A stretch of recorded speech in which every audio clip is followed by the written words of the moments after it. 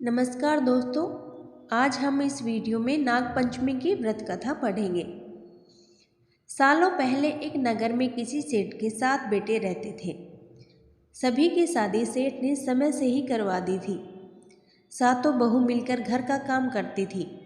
उन्हीं सभी में से एक सेठ की सबसे छोटी बहू बहुत संस्कारी थी। एक दिन यूं ही काम करते करते घर की बड़ी बहू ने अपनी देवरानियों से कहा कि घर को लीपने के लिए पीली मिट्टी नहीं है, जंगल जाकर मिट्टी लानी होगी। जेठानी के ऐसा कहते ही सभी उसके साथ घर लीपने के लिए मिट्टी लाने के लिए निकल गए। सभी खुरपी से मिट्टी निकाल ही रहे थे कि तभी सबसे बड़ी वाली बहू को एक नाग नजर आया।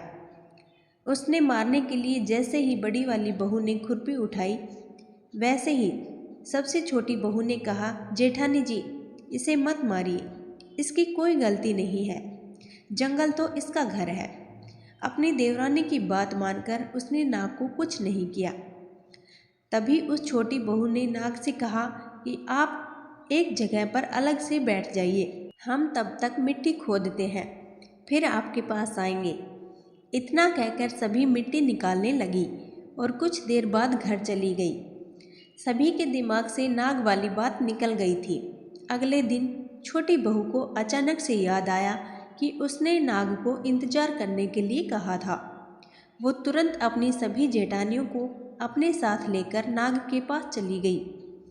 वहाँ देखा तो वो नाग उसी के इंतजार में उसी जगह पर बैठा हुआ था। नाग को देखते ही छोटी बहू ने प्यार से कहा, भैया, कल हम लोग आपके पास आना भूल गए थे, उस बात के लिए आप हमें माफ़ कर दीजिए। जवाब में नाग बोला, तुमने मुझे भाई कहा है, इसलिए मैं तुम्हें दंड नहीं दे रहा हूँ, नहीं तो अब तक मैं तुम्हें ढस चुका होता। आज के बाद तुम हमेशा के लिए मेरी बहन रहोगी। अब तुम अपने भाई से कोई वरदान मांग लो, मैं तुमसे बहुत खुश हूँ। इतना सब सुनने के बाद छोटी बहू ने नाग से बोला, मेरा कोई सगा भाई नहीं है, इसलिए मैंने आपको भाई कहा था। अब से आप मेरे भाई हो। अब हरदम मेरी रक्षा करना आपका फर्ज है। बस यही वरदान मुझे आपसे चाहिए। नाग ने हर कदम पर साथ देने का वादा किया और अपने रास्ते निकल गया। सेठ की सारी बहुएं भी अपने घर लौट गई। कुछ समय बाद नाग इंसान का रूप बनकर अपनी बहन से मिलने सेठ के घर गया। उसने सेठ से कहा कि मेरी छोटी बहन को बुला दो, वो आपकी छोटी बहू है। पहले तो उनके मन में हुआ कि बहू का कोई भाई ही नहीं था, तो ये कहाँ से आ गया। फिर भी उन्होंने अपनी छोटी बहू को बाहर बुलाया। नाग ने फिर साथ में बहन को अपने घर ले जाने की बात की। सेठ ने इसकी भी आज्ञा दे दी। तभी नाग ने अपनी बहन से पूछा, कहीं तुम मुझे भूल तो नहीं गई हो ना?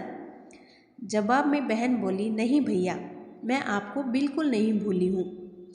फिर नाग ने कहा, मैं तुम्हें अपने घर ले जा रहा हूँ, तुम मेरी पूँछ पकड़कर पीछे पीछे चलती रहना। उसकी बहन ने वैसा ही किया। कुछ ही देर बाद वो एक बड़े से मकान में पहुँच गए। वहाँ हर तरफ सोना चांदी और अन्य कीमती सामान थे। वहाँ नाग की बहन आराम से कुछ दिनों के लिए रहने लगी। नाग की माँ भी उसे खूब प्यार करती थी। एक दिन नाग की माँ ने छोटी बहू को अपने भाई के लिए दूध लेकर जाने के लिए कहा। छोटी बहू ने दूध को गर्म किया और भाई को पीने के लिए दे दिया। अब गर्म दूध पीते ही नाग का मुंह जलने लगा। ये सब देखकर नाग की माँ को खूब गुस्सा आया।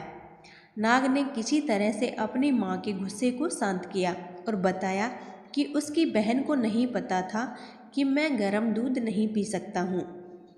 अब नाग के परिवार के साथ कुछ समय बिताने के बाद सेठ की छोटी बहू अपने घर जाने लगी। नाग ने अपनी बहन को खूब सारी धन दौलत और आभूषण देकर विदा किया। बहू के साथ घर में इतना सारा धन आते देख सेठ और उनकी जेठानियाँ हैरान हो गई। एक दिन नाग की बहन को घर की बड़ी बहू ने कहा कि तुम अपने भाई से और सोना चांदी लेकर आओ, उसके पास तो खूब पैसा है। वो तुम्हें मना नहीं करेगा। छोटी बहू ने अपने भाई नाग को ये बात बताई। उसके बारे में पता चलते ही नाग ने अपनी बहन का घर तरह तरह के आभूषणों से भर दिया। सभी जेवरातों में से एक हीरे का हार बेशकीमती था। उसे देखते ही हर किसी का मन उस पर आ जाता था। होते होते उस हीरे की हार की खबर राज्य की रानी तक पहुंची। उसने छोटी बहू से हार लेकर खुद अपने पास रख लिया। दुखी होकर सेठ की छोटी बहू ने अपने भाई को इसके बारे में बताया। गुस्से में उसके नाग भाई ने रानी के गले के हीरे के हार को नाग बना दिया। इससे डरकर रानी ने एकदम हार को अपने गले से उतारा और सेठ की छोटी बहू को महल बुलवाया। उसके महल पहुंचते ही रानी ने छोटी बहू को बताया कि कैसे हार उसके गले में नाग बन गया था और उससे इसकी वजह पूछने लगी। तब सेठ की छोटी बहू ने बताया कि नाग भाई ने यह हार सिर्फ मुझे पहनने के लिए दिया है। इसे कोई दूसरा इंसान गले में डालेगा तो यह तुरंत सांप बन जाएगा। इस बात को सही साबित करने के लिए रानी ने सेठ की छोटी बहू को सांप बन चुके हार को पहनने के लिए कहा। छोटी बहू ने जैसे ही नाग बने हार को गले में डाला तो वो दोबारा हीरे का हार बदल गया। महारानी ने ये सब होते हुए खुद अपनी आंखों से देखा और हैरान रह गई। अब उसे सेठ की छोटी बहू की बात पर यकीन हो गया। उसने हार छोटी बहू को अपने साथ लेकर जाने के लिए कहा। इतना सब होने के बाद रानी ने सेठ की छोटी बहू को कुछ सोने की मुद्राएं देकर महल से विदा कर दिया। अब सेठ की छोटी बहू घर में सोने के सिक्के लेकर पहुंची। ये सब देखकर सेठ की बड़ी बहू को जलन होने लगी। उसने सोचा कि क्यों न ऐसा कुछ किया जाए जिससे देवरानी परेशान हो जाए। उसने अपने देवर से पूछा, आखिर तुम्हारी पत्नी को इतने आभूषण, धन ये सब कैसे मिल रहा है? तुम्हें उस पर ध्यान देना चाहिए। यूँ ही तो कोई किसी को इतना सारा धन, जेवरात और सोने के सिक्के नहीं देता है। पता करो कि आखिर क्या मामला है। भाभी से अपनी पत्नी के बारे में इतना सब सुनने के बाद उसके मन में भी अपनी पत्नी के लिए शक पैदा हो गया। उसकी हर बात को वो शक भरी निगाहों से देखने लगा। एक दिन इस बारे में उसने अपनी पत्नी से बात की। खुद के लिए अपने पति से ऐसा सब सुनने के बाद वह दुखी हो गई। उसने सीधे अपने नाग भाई से मुलाकात की और अपने पति द्वारा कही गई सारी बातों के बारे में बता दिया। अपनी बहन को दुखी देखकर नाग को बहुत गुस्सा आया। सीधे वो अपनी बहन के पति से मिला और बोला कि अपनी बहन को जेवरात और तोहफे मैंने दिए हैं। तुम्हें उस पर किसी तरह का शक करने की कोई ज़रूरत नहीं है। वो बहुत ही अच्छी है और अगर आगे से कभी भी तुमने उसे कुछ गलत कहा या उस पर शक किया तो मैं तुम्हें जिंदा ही खा जाऊंगा। नाग से ये सब सुनने के बाद सेठ के बेटे ने उससे माफ़ी मांगी और कहा कि आज के बाद मैं ऐसी बातें बिल्कुल भी नहीं करूँगा। आप मेरे ऊपर गुस्सा मत कीजिए। मैं आपकी बहन को किसी तरह का दुख नहीं होने दूंगा। इतना कहकर वो सीधे घर गया और अपनी पत्नी से भी माफ़ी मांगी। उसके बाद दोनों खुशी खुशी साथ में रहने लगे। इस तरह सेठ की छोटी बहू हर तरह की मुसीबत में अपने भाई को याद करती और वो उसकी परेशानी को दूर कर देता।